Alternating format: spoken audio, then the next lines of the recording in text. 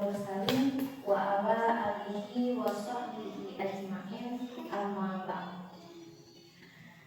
Yang pertama-tama, yang paling utama dan yang harus kita utamakan selalu, yaitu marilah kita panjatkan puja dan puji syukur kita terhadap kehadiran Allah Subhanahu wa Ta'ala yang telah memberikan banyak keberkahan, banyak kenikmatan, sehingga kita bisa berkumpul di tempat yang insya Allah selalu dimuliakan oleh Allah Subhanahu wa Ta'ala.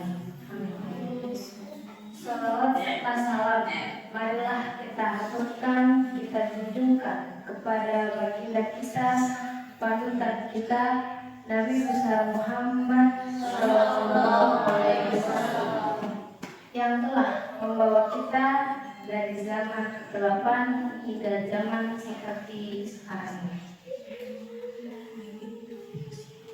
Sebelumnya saya ingin mengucapkan terima kasih kepada ibu-ibu telah menyempatkan dan mengizinkan saya untuk sedikit menjelaskan ceramah singkat saya di sini. Pada hari ini saya akan menjelaskan ceramah singkat saya yang sedang terjadi di bulan ini, yaitu bulan Islam, bulan Dzulhijjah, dengan keutamaan dan amalan-amalan yang dianjurkan di bulan Dzulhijjah. Bulan Dzulhijjah itu merupakan bulan yang ke-12 atau bulan yang terakhir dalam kalender Hijriah atau kalender Islam biasa kita sebutnya, yang memiliki makna yang banyak, makna yang istimewa, terutama bagi umat muslim. Di bulan Dzulhijjah juga tempat banyak keutamaan atau amal ibadah baik sunnah maupun wajib. Dan tak hanya itu, di bulan Dzulhijjah juga memiliki beberapa peristiwa penting seperti pelaksanaan haji dan perayaan Idul Adha. Lalu apa saja keutamaan dan amalan yang ada di bulan Dzulhijjah? Banyak sekali, Bu. Bahkan Rasulullah SAW telah bersabda, barang siapa umat muslim yang beribadah di bulan Dzulhijjah, maka dia memiliki posisi yang sama pahalanya yang dijanjikan di bulan Ramadan. Jadi kita sebagai umat muslim, kalau kita beribadah di bulan Dzulhijjah, maka pahala yang kita dapat itu setimpal atau sama ketika kita beribadah di bulan Ramadan, karena saking mulia di bulan Dzulhijjah itu. Lalu keutamaan di bulan Dzulhijjah itu apa saja? Di sini saya akan menyebutkan 5 keutamaan di bulan Dzulhijjah. Keutamaan yang pertama ialah salah satu bulan yang mulia. Bulan Dzulhijjah ini bulan, sebenarnya di kalender Hijriah itu ada 4 bulan yang mulia. Salah satunya ialah bulan Dzulhijjah. Nah, Rasulullah SAW memperingati kepada umat muslim untuk beribadah di bulan Dzulhijjah, terutama di 10 hari pertama dari tanggal 1 Dzulhijjah hingga tanggal 9 Dzulhijjah. Lalu keutamaan yang kedua yaitu bulan haji. Biasa kita sebut bulan Dzulhijjah juga bulan haji.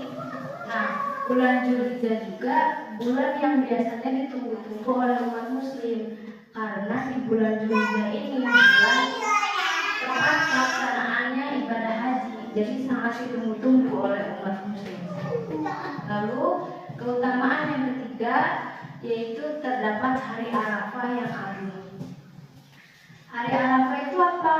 Hari Arafah itu adalah puncak ibadah dalam pelaksanaan haji, yang pelaksanaan itu di padang Arafah, berkumpul di padang Arafah untuk memohon ampunan kepada Allah Subhanahu wa Ta'ala. Lalu bagaimana ketika kita tidak berhaji atau belum berhaji? Di hari Arafah dianjurkan kepada umat muslim yang tidak berhaji atau yang belum berhaji untuk berpuasa Arafah, yaitu tepat di tanggal 9 Dzulhijjah. Ketika kita melaksanakan puasa Arafah di bulan Dzulhijjah, pahalanya berlipat-lipat ganda. Bisa menghapus dosa selama 2 tahun yaitu salah 1 tahun lalu sebelumnya dan 1 tahun yang akan datang. Lalu keutamaan di bulan Zulhijjah yang keempat, yaitu bulan Zulhijjah itu bulan yang diharamkan untuk berperang. Allah Subhanahu wa Ta'ala menganjurkan kepada umat Muslim tidak boleh dan diharamkannya untuk berperang kecuali dia membela diri, kecuali ketika kita diserang.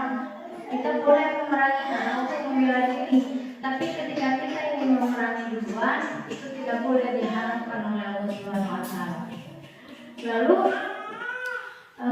keutamaan yang terakhir yaitu dilaksanakannya ibadah kurban yang biasa kita laksanakan setelah Idul Adha atau hari asli lainnya.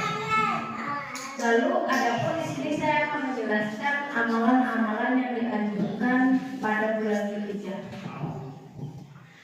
Mengingat betapa mulianya bulan Zulhijjah ini, maka bagi umat Muslim dianjurkan untuk berlomba-lomba dalam mendapatkan pahala, dalam menjalankan ibadahnya, dalam melakukan kebaikan dan amal salehnya. Lalu amalan-amalan apa saja yang harus dianjurkan di bulan Zulhijjah?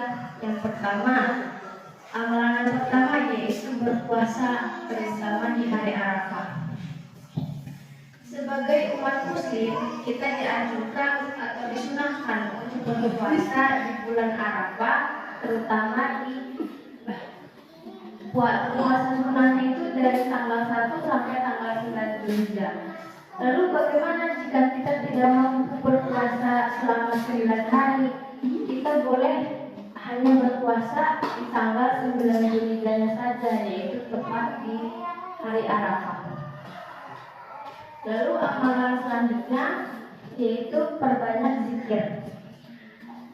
Berzikir atau mengumandangkan takbir yang selalu dianjurkan oleh Allah Subhanahu wa Ta'ala tepatnya di bulan Zulhijjah.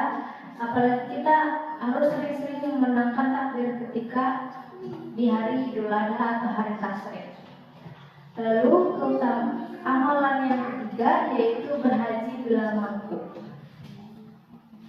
Mengingat mulianya amalan ini yaitu ibadah haji, biasanya umat Muslim ketika ingin melaksanakan haji mempersiapkan terlebih dahulu, yaitu seperti memulai untuk membuka tabungannya atau mempersiapkan dirinya, jiwanya, mentalnya. Lalu amalan selanjutnya yaitu memperbanyak sedekah dan amal saleh. Nah, sebagaimana hadis Rasulullah yang tadi sudah saya sebutkan di awal, beliau bersabda bahwa umat Muslim itu dianjurkan untuk beribadah. Jadi sangat sayang sekali apabila kita sebagai umat Muslim tidak melaksanakan ibadah di bulan Zulhijjah, karena pahalanya berlipat ganda.